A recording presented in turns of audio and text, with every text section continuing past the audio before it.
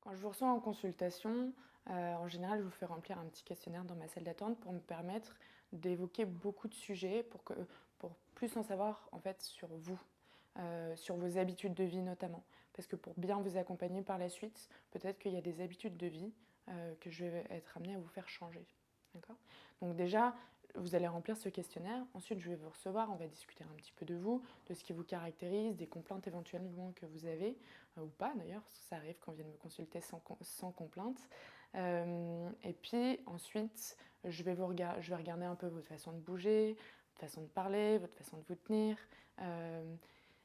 Je vais pouvoir regarder aussi d'un point de vue vraiment juste sur votre stature, comment vous tenez, si vous avez une épaule qui est plus haute que l'autre, si vous avez un pied qui est plutôt rentré en dedans, si vous avez un tilt de la tête. Donc tout ça, ça va être des petits arguments qui vont m'amener à aller tester tel ou tel muscle, à peaufiner.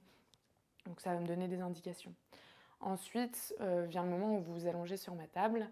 Et là, je vais justement utiliser donc, la kinésiologie appliquée. Je vais vous faire résister contre ma main en testant différents muscles qui sont des muscles essentiels à la posture. Et vraiment, c'est le corps qui m'indique quelle est la priorité à ce moment-là, au moment où vous vous allongez. Donc ça peut être une priorité émotionnelle, une priorité physique, une priorité chimique. Mais c'est vraiment le corps qui me renseigne par des tests.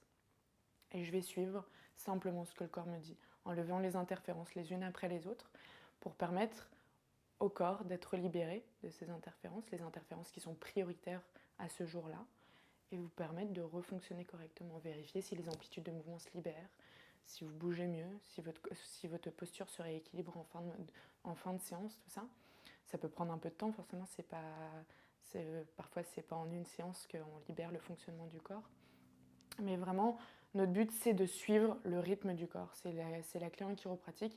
Il n'y a pas de traitement pareil, il n'y a pas deux personnes identiques, il n'y a pas deux sciatiques ou maux de dos qui sont identiques, même si ça peut s'apparaître similaire quand on en discute avec notre voisin.